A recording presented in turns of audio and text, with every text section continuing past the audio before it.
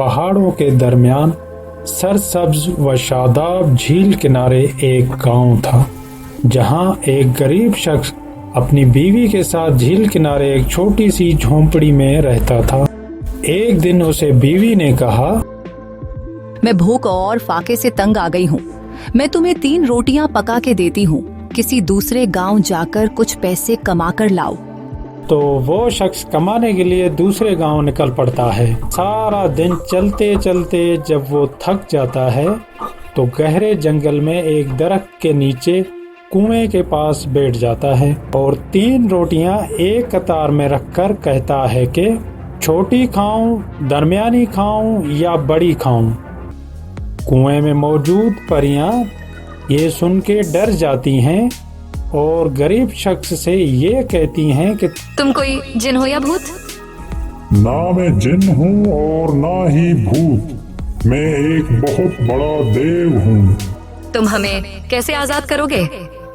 क्या तुम हमें आजाद करने के बदले में कोई कीमती चीज लोगे? हाँ, अगर वो चीज मुझे पसंद आती है तो मैं जरूर लूंगा। तो परियां तोहफे में उसे एक जादुई बकरी देती हैं। बकरी को कहोगे कि सोने की बैंगनियां निकाल, तो वो फौरन सोने की बैंगनियां देगी। गरीब शख्स उस बकरी को लेकर वहां से रवाना होता है और परियों को कहता है कि अब तुम तीनों आजाद हो। वो शख्स जब वापस अपने गांव की तरफ रवाना होता है, रास्ते में उसे रात हो जाती है। तब वो एक बूढ़ी मक्कार औरत के घर में रात बसर करने का फैसला करता है और जब सोने लगता है तो बूढ़ी औरत को कहता है कि इस बकरी को ये मत कहना कि बकरी रे बकरी, सोने की बैंगनियां निकाल, तो फिर ये सोने की बैंगनियों का ढेर कर देगी। जब गरीब शख्स सो जाता है तो बूढ़ी मक्कार औरत बकरी को कमरे में ले जाकर उसे कहती है कि बकरी रे बकरी, सोने की बैंगनियां दे। तो फौरन बकरी सोने की बैंगनियों का ढेर कर देती है। सोने का ढेर देखकर बूढ़ी औरत के दिल में लालच आ जाता है। वो गरीब शख्स की बकरी अपने पास रख लेती है और हूबहू उसी बकरी की तरह दूसरी बकरी उसे दे देती है। वो शख्स अपने घर पहुंचता है और बकरी को कहता है कि बकरी रे बकरी, सोने की बैंगनियां निकाल। तो बकरी खामोश रहती है। इस बात पर उस शख्स को बहुत गुस्सा आता है। फिर वो शख्स उसी कुएं के पास बैठकर 3 रोटियां एक कतार में रखकर कहता है कि छोटी खाऊं, दरमियानी खाऊं या बड़ी खाऊं। कुएं में मौजूद 3 परियां छोटी, दरमियानी और बड़ी ये सुनकर डर जाती हैं और गरीब शख्स से कहती है कि तुम कोई जिन हो या भूत? ना मैं जिन हूँ और ना ही भूत, मैं एक बहुत बड़ा देव हूँ। तुम हमारी जान नहीं छोड़ोगे? नहीं, हरगिज नहीं। तो परियां तोहफे में उसे एक कपड़े का थैला देती हैं। उसे जब भी उल्टा करोगे तो इनाज के ढेर लग जाएंगे, पर ये थैला खत्म ना होगा। गरीब शख्स जब कपड़े के थैले को उल्टा करके देखता है तो उसमें से अनाज के दानों के ढेर लग जाते हैं। तब वो परियों को कहता है कि अब तुम तीनों आजाद हो। इसके बाद जब वो रास्ते में फिर से बूढ़ी मक्कार औरत के पास रहने लगता है तो उसे कहता है कि कपड़े के थैले को उल्टा मत करना, वरना अनाज के ढेर लग जाएंगे। बूढ़ी औरत समझ जाती है कि ये कपड़े का थैला भी बड़े काम की चीज है।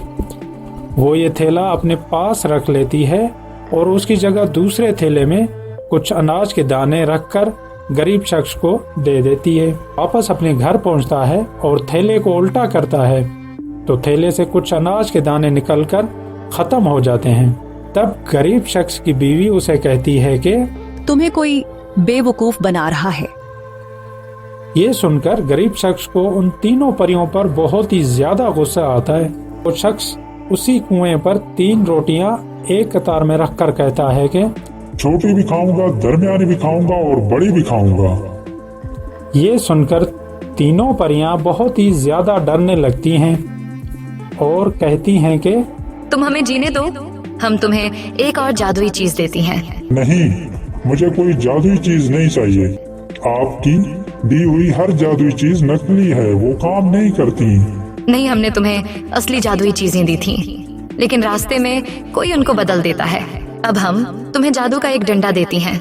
इस डंडे को जब भी किसी जिंदा शय के पास रखकर ये कहोगे कि पकड़ रस्सी मार डंडा, तो फौरन इस डंडे से एक रस्सी निकलेगी।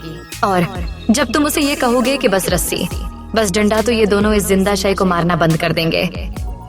अगर आपकी ये जादुई चीजें असली निकली तो मैं आपके पास नहीं आऊंगा, और अगर नकली होंगी तो आपको खाने जरूर आऊंगा।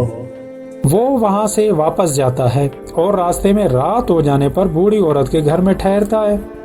जब गरीब शख्स को नींद आने लगती है तो वो बूढ़ी औरत से कहता है कि इस डंडे को ये मत कहना कि पकड़ रस्सी मार डंडा, वरना ये जिंदा चीज को पकड़ लेगी और डंडा उसे मारना शुरू कर देगा। नहीं बेटा, भला मेरा क्या काम, मैं ऐसे क्यों कहूंगी। जब आधी रात होती है तो बूढ़ी औरत सोचती है कि बाकी चीजों की तरह इस जादुई रस्सी और डंडे को आजमा कर तो देखूं, फिर ये चीजें भी मैं अपने पास रख लूंगी। वो रस्सी और डंडे को कमरे में ले जाती है और कहती है कि पकड़ रस्सी और मार डंडा, तो फौरन डंडे से रस्सी निकलती है। क्योंकि कमरे में और कोई जिंदा चीज नहीं थी तो रस्सी बूढ़ी औरत को जकड़ लेती है और डंडा उसे जोर जोर से मारना शुरू कर देता है। गरीब शख्स चीखें सुनकर जाग जाता है और बूढ़ी औरत को कहता है कि मेरी जादुई बकरी और कपड़े का थैला कहाँ है। बेटा, मुझे इस मार से बचाओ, मैं तुमको सब वापस कर देती हूँ।